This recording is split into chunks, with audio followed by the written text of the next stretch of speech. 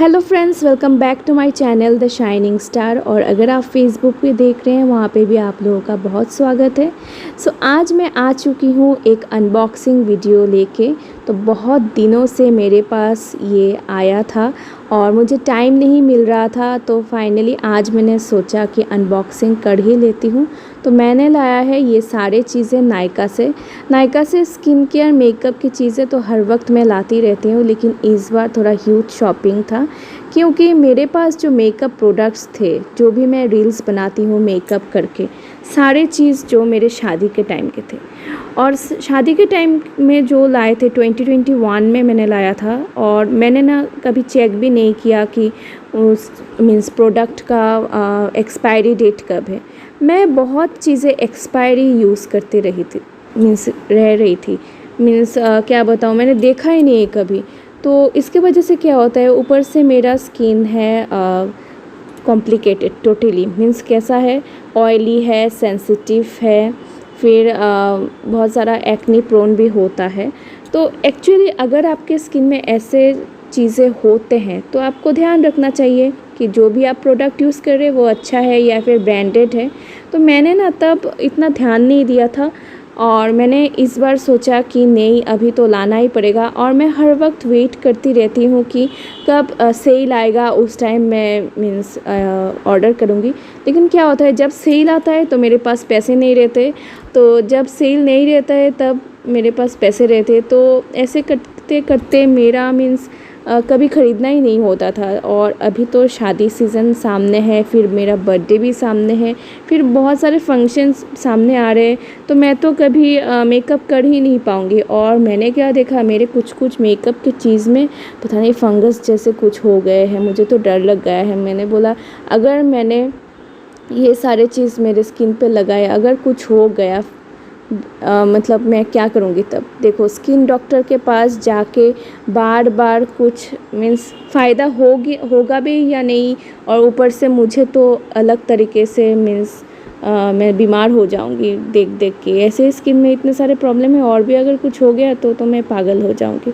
ये सब सोच के मैं तो अभी मेकअप हाथ ही नहीं लगाती हूँ, और मैंने ठान लिया है कि कुछ ला ही लेती हूँ। ठीक है, थोड़ा बहुत कुछ ला ही लेती हूँ। तो मैंने जब नायका पे ऐड टू कार्ट करना स्टार्ट किया, मैंने रिसर्च किया बहुत सारा कि मेरे स्किन के लिए बेस्ट कौन सा है। क्योंकि हर वक्त क्या होता है, मैं पैसों के लिए कॉम्प्रोमाइज़ करती रहती हूँ और कम रेंज की चीज़ें मैं लाती रहती हूँ। तो मैंने अभी सोचा कि वैसे भी हम लोग के पास जो एक्सपायर्ड हो जाते हैं मेकअप, उसका अमाउंट ज़्यादा ही रहता है। कितना और मैं यूज़ कर लेती हूँ। मैं डेली तो और मेकअप नहीं करती हूँ, प्रोफेशनल मैं कोई मेकअप आर्टिस्ट भी नहीं हूँ, और रील्स के लिए भी जब भी मैं बनाती हूँ रेगुलर मेकअप तो मैं कभी नहीं करती, क्योंकि ज़्यादा मेकअप करने से मेरे स्किन में प्रॉब्लम स्टार्ट हो जाते हैं। लेकिन रील्स के कारण मैं अपना स्किन इतना ख़राब भी नहीं करना चाहती, इसलिए मैं थोड़ा गैपिंग्स दे के मेकअप करती हूँ। तो इस साल मैंने सोचा कि मैं जो भी प्रोडक्ट लाऊंगी अच्छा ब्रांडेड वाला लाऊंगी, और मेरे स्किन के लिए जो भी सूटेबल है वही मैं लाऊंगी। और पैसों की तरफ मैं देखूंगी नहीं, क्योंकि जितना भी मैं पैसों का ख़रीदूँ ना, अल्टीमेटली रह ही जाता है। और मैं कभी कभार सोचती हूँ कि ज़्यादा पैसा दे के ख़रीद रही हूँ तो अमाउंट भी थोड़ा ज़्यादा होना चाहिए। ये बात नहीं है, क्योंकि मेकअप हम लोग को बहुत ही कम यूज़ करना पड़ता है। तो उसके वजह से क्या होगा कि मेरा जो यूज़ होगा चीज़ें वो भी कम होगा। तो पैसों के लिए मैं कॉम्प्रोमाइज़ नहीं करना चाहती थी।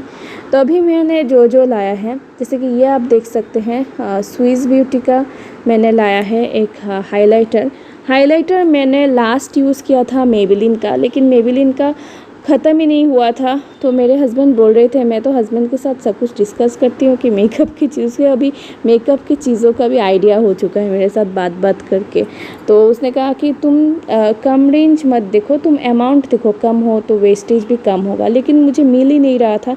फाइनली ये स्विस ब्यूटी का मिला है, लेकिन आप देख सकते हैं कितना ज़्यादा अमाउंट है। ये 3 साल में भी ख़त्म नहीं होगा। इसका एक्सपायरी डेट अराउंड 3 साल तक रहता है, जो मैन्युफैक्चरिंग डेट से। तो वही मैं देख रही थी। पैकेजिंग बहुत ही अच्छा था। इसका प्राइस मैं अलग से एक वीडियो करूँगी, दिखाऊँगी। इसके बाद मैंने ब्लू हेवन का एक रोज़ टोनर लिया था, क्योंकि हमारे ऑयली स्किन में समर मेकअप के पहले आपके स्किन को टोनिंग करना बहुत ज़्यादा ज़रूरत होता है। तो इसलिए मैं रोज़ वाटर ढूंढ रही थी। फाइनली मैंने देखा कि थोड़ा कम रेंज है और मुझे रोज़ वाटर मिल भी चुका है ब्लू हेवन का, तो वो भी अच्छा ही था, लेकिन मैंने अभी तक यूज़ नहीं किया है। यूज़ करने की मैं बताऊंगी। और अभी रिसेंटली क्या हो रहा है, मेरे बॉडी में जो बहुत सारे फ्लेकी स्किन उठ रहे हैं, तो इसके लिए मुझे समर टाइम के लिए एक ऑयल चाहिए था। लेकिन क्या होता है, समर टाइम में ऑयल लगाना बहुत ही प्रॉब्लमेटिक हो जाता है, अच्छा नहीं लगता है, राइट। तो उसके लिए मैंने एक हल्का पतला बायोटिक का एवोकेडो ऑयल मैंने ऑर्डर किया है। इसका रेंज ज़्यादा भी नहीं है, 300 के आसपास ही है। और नेक्स्ट मैंने मेकअप के लिए ऑर्डर किया है ये वाला कलर बार का मैट फिनिश प्राइमर। तो आप देख सकते हैं अमाउंट बहुत ही कम है। ये वाला मैं बहुत सालों से मैं इसे ख़रीदना चाहती थी, लेकिन कभी हैसियत ही नहीं हुआ कि मैं इसे ख़रीदूँ। फाइनली अभी थोड़ा पैसा मैंने जमा किया है कि इसे ही ख़रीदना है, क्योंकि 3 साल तक तो मुझे मेकअप में कोई इन्वेस्ट नहीं करना पड़ेगा, तो इसलिए मैंने बोला अभी इन्वेस्ट कर देती हूँ। और एक चीज़, आईलाइनर भी एक्सपायर हो चुका था, वो भी ख़रीदा। फिर क्या बोलते हैं, ब्लश भी एक्सपायर्ड हो चुका था, वो भी ख़रीदा। और ये मैंने नया चीज़ ख़रीदा है, मेकअप करने से पहले आपको वाइप से क्लीन करना चाहिए स्किन। वो मैं नहीं करती थी, ऐसे ही फेस वॉश कर लेती थी। उसके बाद मैंने रिसर्च किया तो मैंने देखा कि अगर मेकअप रिमूवर से अच्छे से आप क्लीन करोगे तो मेकअप जो अच्छी तरह मीन्स बैठेगा। इसके बाद अगर आप टोनर या फिर रोज़ वाटर स्प्रे करेंगे तो बहुत ही अच्छा होगा। साथ में मैंने लाया है मेबेलिन का, मैंने सेटिंग स्प्रे लाया है, क्योंकि लास्ट मैंने स्विस ब्यूटी का सेटिंग स्प्रे ख़रीदा था, वो भी ख़राब हो चुका था। और मेरा मीन्स उसका स्मेल जो मुझे अभी एकदम पसंद नहीं आता है। और साथ में और एक चीज़ मैंने ख़रीदा है मॉइस्चराइज़र, न्यूट्रोजेना बहुत लोगों ने सुना होगा, न्यूट्रोजेना का ब्रांड। लेकिन मॉइस्चराइज़र बहुत ही छोटू सा पैक है, इसका प्राइस अराउंड 400 था, मिनिमल जो पैक था, लेकिन वो भी मैंने उठाया है। मैंने बोला इस बार और कॉम्प्रोमाइज़ नहीं। तो कैसा लगा मेरा मेकअप हॉल ज़रूर लाइक कीजिए।